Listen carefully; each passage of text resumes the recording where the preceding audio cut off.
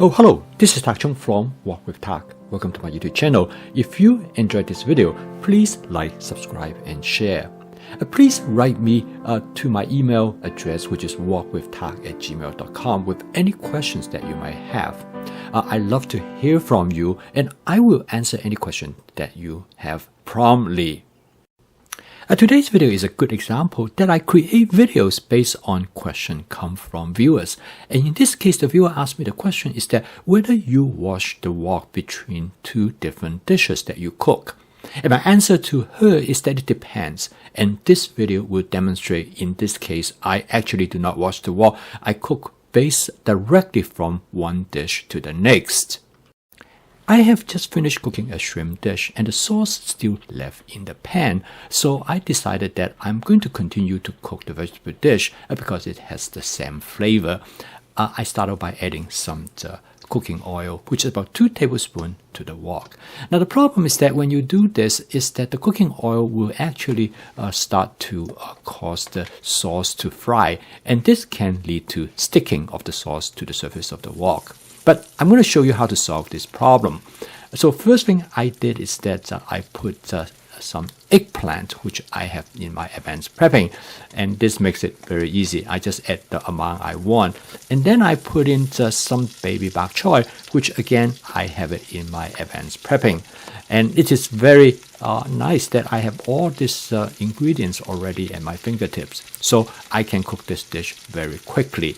And this is the benefit of advanced prepping. By having everything ready to go, it makes cooking much simpler as well as more enjoyable. In this case, you can focus on the cooking. As you can see, the vegetable take up a lot of room, and I use a pair of tongs to mix everything together. The key thing is that I want to coat the vegetable with cooking oil because this is the way how the temperature of the cooking oil will cause the surface molecule on the vegetable to turn into flavor molecules. And because oil can reach a higher temperature, and it is important to have oil in the case of frying, because at that temperature, the Maillard chemical reaction will take place. And the Maillard reaction is important in creating flavor molecules.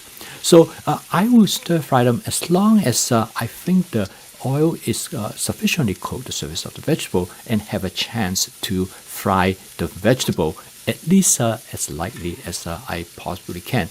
Now in this case, you notice that the temperature of the oil has dropped dramatically because of the vegetable that I've added to it.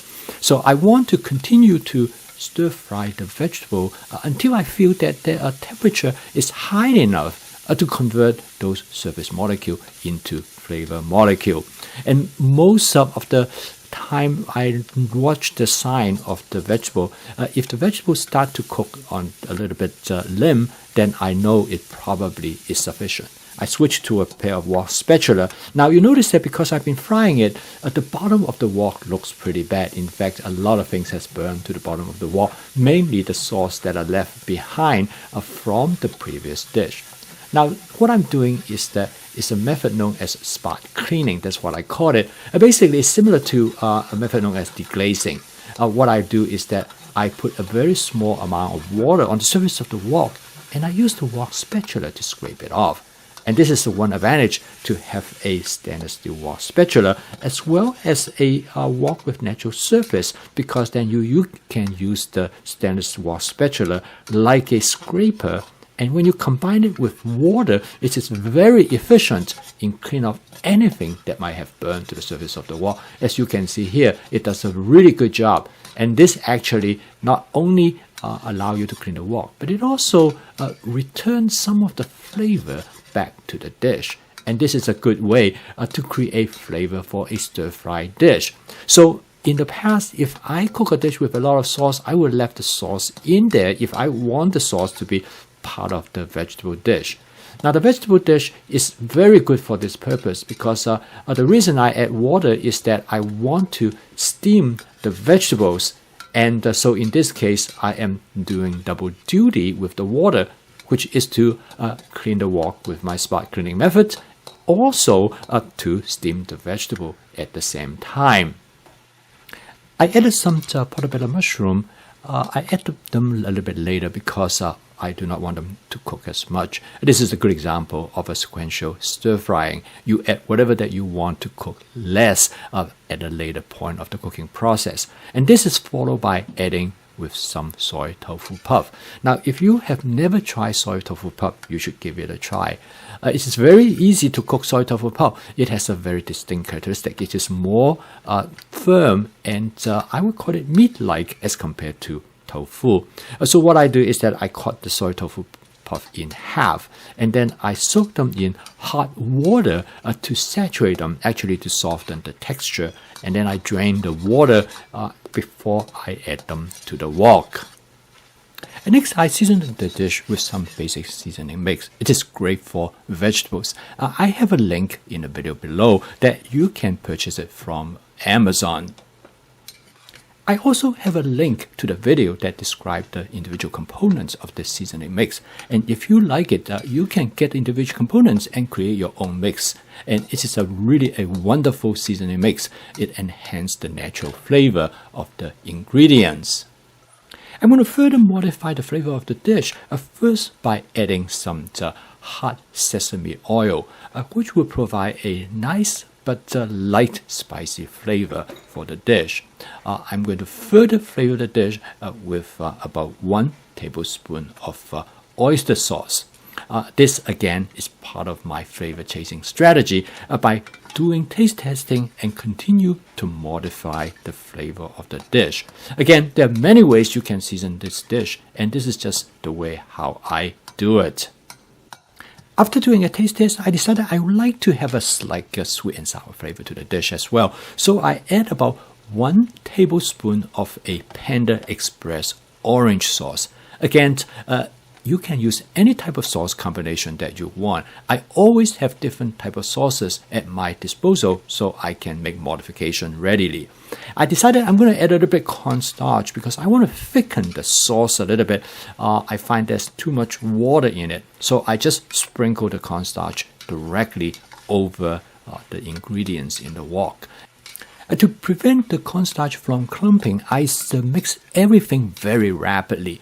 There are many ways that you can thicken the sauce. Another way is that you can make a cornstarch water suspension first, but adding cornstarch directly to the food ingredient in the wok is probably the most convenient way to do this. And particularly if you have a lot of vegetables and you have a lot of fluid in there, that will prevent the cornstarch from clumping. As you can see, after a quick mix, the sauce becomes much thicker. And I like this better than I would call it low consistency sauce, because the thicker sauce allow the food ingredients to be more flavorful. This dish is very fast to cook, particularly because I have all the vegetables in the advanced prepping. And advanced prepping is truly essential, particularly if you want to cook vegetables.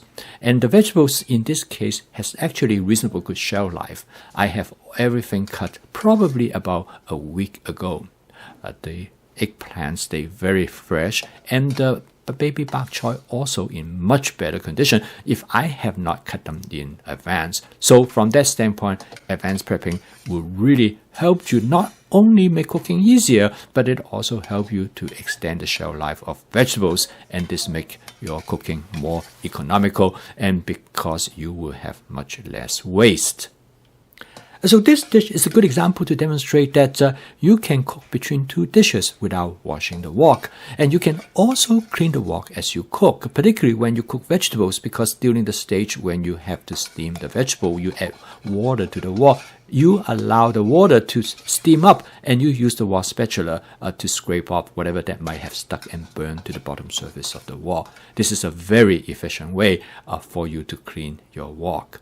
I post a video each day to help you to make home cooking as part of your daily routine, so you can make cooking practical, efficient, creative, and fun. If you are interested in my fast cooking system, please subscribe to my YouTube channel. So keep on cooking. I will see you tomorrow.